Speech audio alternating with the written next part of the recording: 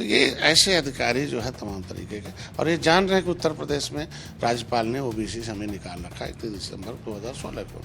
तो ऐसे ढुलमुल रवैये कुछ अधिकारी हैं जो चाहते वोट बैंक खराब हो। अगर देखोगे तो न्यायालय की क्या आवश्यकता है आज के दिन में? पूछताछ हुआ कि नहीं, पूछताछ हुआ तो वीडियो बना कि नहीं, पूछताछ में पकड़े गए कि नहीं। तो ये चीज़ें आज के दिन में है कि बदना। अब वो आंदोलन चाहते हैं कि पूरा हम आए और जिद किए हुए हैं कि भाई आप आइए, न्याय दिलाइए। लेकिन हम आरक्षण के समर्थक हैं और जल्दी से जल्दी निषादों के भी आरक्षण के मुद्दे हल हो जाने चाहिए, क्योंकि ओबीसी से निकला हुआ है, इनका हो जाना चाहिए जिस तरीके उत्तराखंड का, और इनकी भी समस्याओं का समाधान राज्य सरकार से हो जाना चाहिए। उत्तर प्रदेश में कहीं ना कहीं सरकार और संगठन की बात तो चल ही रही थी। इस बीच में कई अधिकारियों पर आरोप लग रहा है कि सरकार में उनकी संगठन में सुनवाई नहीं हो रही है। ऐसे में कई पत्र लगातार जो है वायरल भी हो रहे हैं और कई विधायकों के द्वारा लिखे भी जा रहे हैं। ऐसे में क्या मानना है संजय निषाद जी का, जो उत्तर प्रदेश सरकार में मंत्री हैं? सर, लगातार कई ऐसे पत्र हैं जो विधायक लिख रहे हैं और कह रहे हैं कि अधिकारी सुनते नहीं हैं, भ्रष्टाचार करते हैं, और ऐसे में किस तरीके के आरोपों को आप देखते हैं जो लगातार अब जो कह सकते हैं कि विधायक अब आपने अधिकारियों पे लगा रहे हैं, तो सरकार और संगठन जो बात चल रही थी कितनी हद तक सही है? देखिए, कुछ तो अधिकारी हैं जो उनकी आत्मा में पिछली सरकारों की विचारधारा से प्रेरित हैं, और वो जब मौका पाते हैं तो वोट को नाराज करते हैं, खराब करते हैं। ये पत्र वगैरह जो आ रहे हैं उसी हिसाब से हैं। अब मैं आपको एक मुद्दा बताता हूँ। जिस तरीके से गोंडा एक जिला है, वह नवाबगंज में थाने में एक कार्यकर्ता है निषाद पार्टी का, और वो एक दारू बनाने वाला जो एक माफिया है वो बनवाता है, उसके खिलाफ कभी कंप्लेन कर दिया था, और उसको उन्होंने जो गाँव वालों का कहना है कि उसकी हत्या कर दी गई और नदी में डुबो के मार दिया। और उसकी नंगी तस्वीर हमारे पास आई। मैं अयोध्या उतरा तो सारे उस गांव के लोगों ने, इससे पहले भी बात हुई थी और एसपी ने आश्वासन दिया। आज लगभग 10 दिन हो गया, वो गांव वालों ने लाश को बर्फ में रख के इंतजार कर रहे हैं कि हमें न्याय मिलना चाहिए, और उसके खिलाफ अब 10 दिन है। उस दिन एसपी से मैंने कहा तो उन्होंने अपने हिसाब से कहा कि नहीं ठीक है, देखते हैं। कि कहा कि नहीं, डूबने से मौत हुई है। हमने कहा नंगा तो कोई डूबेगा नहीं, और इस तरीके से कोई आत्महत्या नंगा तो करता नहीं है, ये अपने जांच का। और आप ही सब कुछ न्याय अगर देखोगे तो न्यायालय की क्या आवश्यकता है आज के दिन में? पूछताछ हुआ कि नहीं, पूछताछ हुआ तो वीडियो बना कि नहीं, पूछताछ में पकड़े गए कि नहीं। तो ये चीज़ें आज के दिन में है कि बदना। अब वो आंदोलन चाहते हैं कि पूरा हम आए और जिद किए हुए हैं कि भाई आप आइए, न्याय दिलाइए। तो न्याय दिलाना, तो इसका मतलब ये हमारी योगी सरकार को बदनाम कर रहे हैं, माननीय मुख्यमंत्री को बदनाम, वोट नाराज करना चाहते हैं। इसे तुरंत आज इसको लेके मैं मुख्यमंत्री जी को टाइम मांगा और मिलूंगा, देखूँ तो ऐसे में क्या चाहते हैं। 10 दिन हो गए लास्ट लेके गाँव वाले इंतजार कर रहे हैं, और उस पर धरना न दिया तो पुलिस वालों ने डंडे।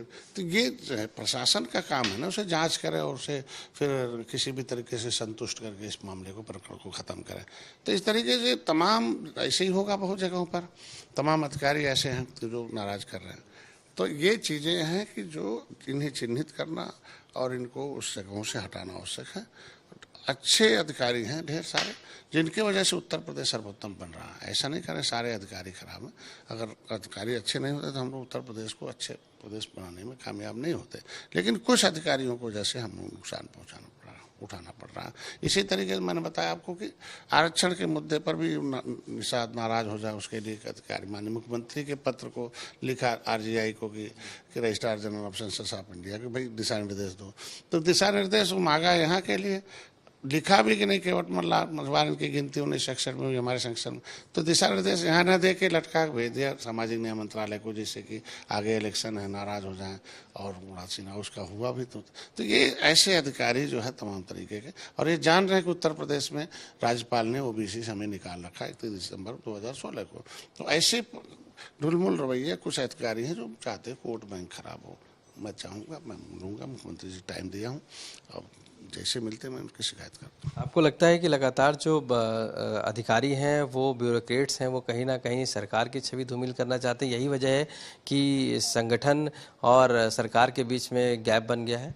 कुछ अधिकारी ऐसे, मैंने बताया ना, कुछ ऐसे अधिकारी हैं जिनकी वजह से, क्योंकि देखिए सरकार जो संगठन होता है, संगठन की शक्ति से सत्ता आती है।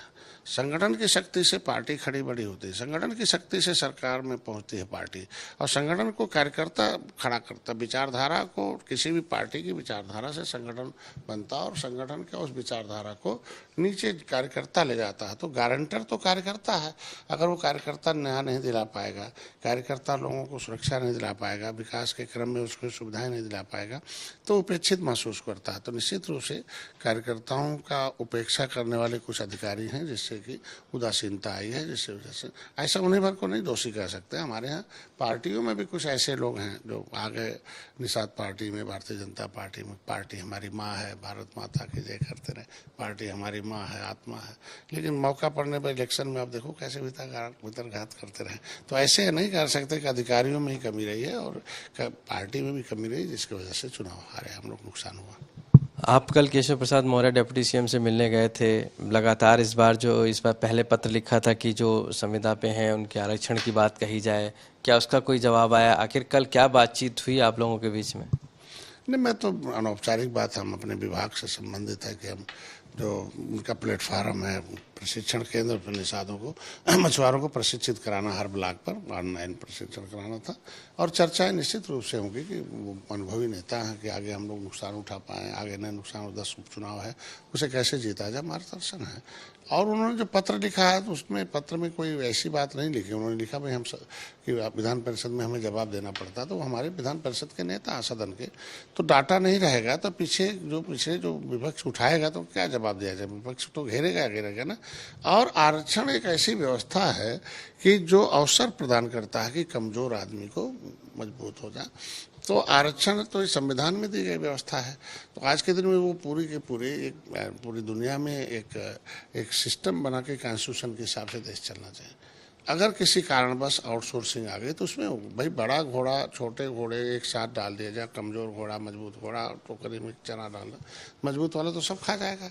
तो इस तरीके से मैं तो इसका समर्थक हूँ कि आरक्षण में भी आरक्षण होना चाहिए, क्योंकि वो बड़ी जो कुछ जातियाँ ऐसी हैं जो मजबूत हो गई सामाजिक न्याय समिति के हिसाब से कि वो दूसरे का हिस्सा तो जितनी जातियाँ हैं उसके हिसाब से उनकी हो जाए। और इस आउटसोर्सिंग में भी आरक्षण होना चाहिए, क्योंकि कमजोर को अवसर कैसे मिलेगा उसके, चूँकि कंपनी तो वही बड़े लोग बनाते हैं, तो जब बड़े लोग कंपनी बनाएंगे तो छोटे को अवसर कहाँ मिलेगा। तो ऐसे में लोगों को हर क्षेत्रों में अधिकारियों पे सवाल था, तो क्या अधिकारियों ने उसका जवाब पत्र का दिया है अभी तक, जो आप लोगों ने आरक्षण की बात कही थी, मांगी थी? अब उसके बारे में तो वही जानेंगे, क्योंकि वो तो पत्र विभाग से जो है विभाग से निकला हुआ, विभाग को दिया गया पत्र है, तो विभाग से ही पूछना चाहिए उसको से आपने।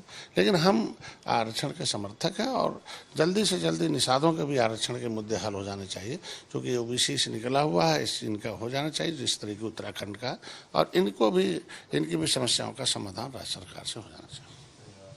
तो संजय निषाद जी, साफ तौर से मानना है कि जिस तरीके से सरकार और संगठन के बीच की बात है उसमें अधिकारी है वो कहीं ना कहीं अभी भी ऐसे हैं जो सुनवाई नहीं कर रहे हैं, और ऐसे में उन पर लगाम लगना भी ज़रूरी है। आरक्षण के मुद्दे पर बोलते हुए यह भी साफ कहा कि आरक्षण ज़रूरी है और कहीं ना कहीं वो इसका समर्थन भी करते हैं। लखनऊ से कैमरा पर्सन गौरव गुप्ता के साथ आशीष श्रीवास्तव।